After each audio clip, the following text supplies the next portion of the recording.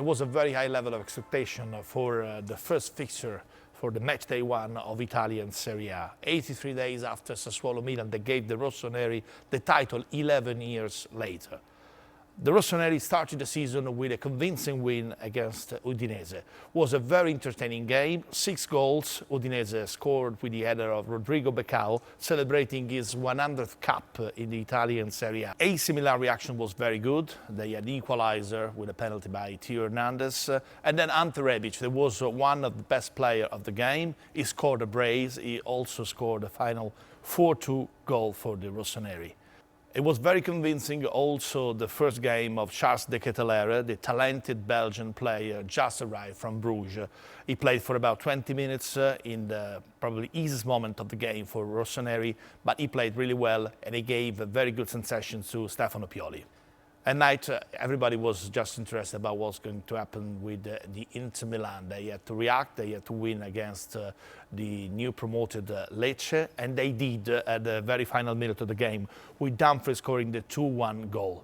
It was not the most convincing game by Inter Milan. Simone Inzaghi didn't seem to be so happy after the game. He's still a bit in trouble with what can happen in the last couple of weeks with the transfer market window. And also another very good point for Inter Milan is Lukaku. He just came back after a not convincing season at Chelsea.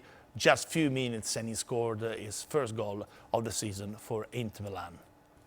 After many seasons, Atalanta are not going to play in Champions League or European football, and that can be a good factor, a key that we have to check about the season of the Nerazzurri. They had a very convincing start of the season at Marassi when they defeated Sampdoria 2-0.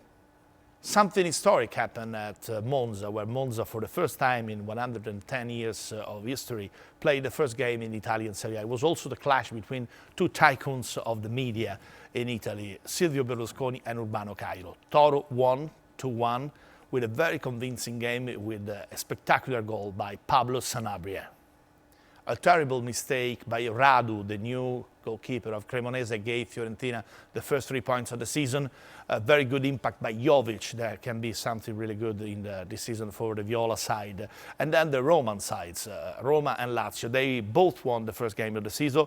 Roma were very convincing with many new players. Dybala played a very good game. Abraham and Pellegrini didn't score, but Roma won the game with Brian Cristante scoring after half an hour in the first half. And Jose Mourinho seemed to be really happy about the performance of the team, that didn't concede anything to Salernitana and could have won with a much larger kind of result.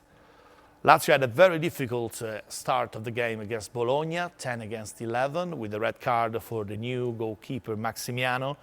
But Lazio had a very good reaction during the second part of the game, and they won with a very good comeback and with the 183rd goal with the Lazio shirt by Ciro Immobile, the first of this season.